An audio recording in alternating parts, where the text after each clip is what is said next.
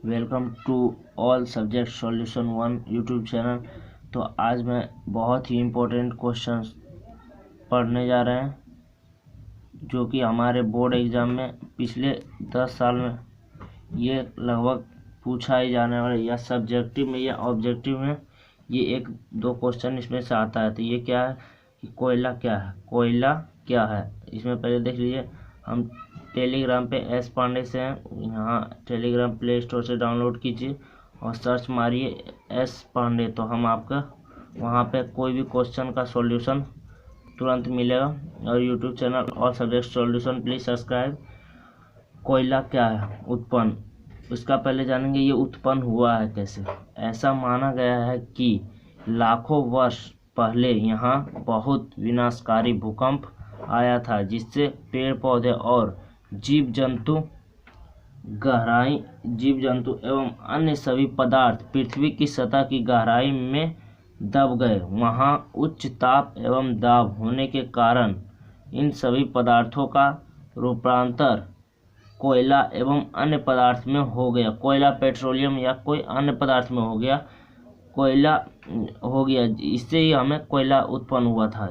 तो अब जाने हैं कि कोयला क्या है। कोयला एक प्रकार का जीवाश्म ईंधन है या अनवीकरणीय संसाधन है।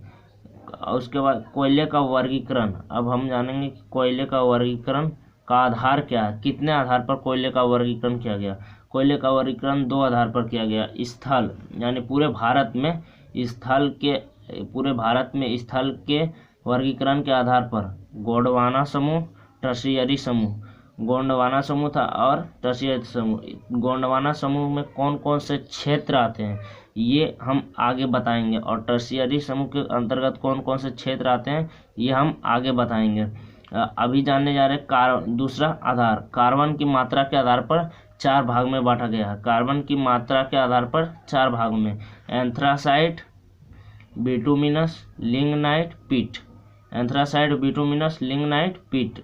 अब जानेंगे कि इस समय में कार्बन की मात्रा कितना प्रतिशत पाई जाती है, कितना प्रतिशत इस समय में कार्बन की मात्रा पाई जाती है। तो हम एंथ्रासाइट क्या, एंथ्रासाइट में इसमें कार्बन की मात्रा 90% से अधिक पाए जाने के कारण यह सर्वोत्तम कोटि का कोयला माना जाता है। देखिए, जिसमें कार्बन की मात्रा अधिक पाएगा वो तो सर्वोत्तम कोटि का होगा ही, तो क्योंकि इसका आधार क्या है, कार्बन की मात्रा के आधार पर, इसलिए यह सर्वोत्तम कोटि का कोयला माना जाता है।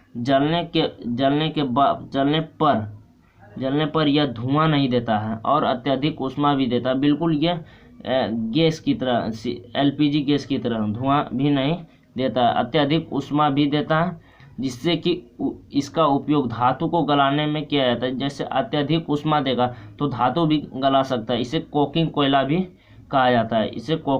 कहा जाता है। तो हम जान गए एंथ्रासाइट क्या है, इसमें कार्बन की मात्रा कितनी है। अब हम जानेंगे बिटुमिनस क्या है। बिटुमिनस इसमें कार्बन की मात्रा 70 से 90% पाई जाती है। इसकी सफाई करके इसे कोकिंग कोयला बनाया जा सकता है, यानी इसको फ्रेश करेंगे तो हमें ये एंथ्रासाइट बन जाएगा। थोड़ा थोड़ा मात्रा में इसका गुण आ जाता है। भारत में अधिकतर क्षेत्र में यह कोयला पाई जाती है। भारत में जितने भी है, अधिकतर क्षेत्र में, अधिकतर मतलब सब जगह नहीं, अधिकतर क्षेत्र में ये कोयला पाया जाता है। अब ये हो गया। अब हम जानने जाएंगे कि लिग्नाइट क्या है।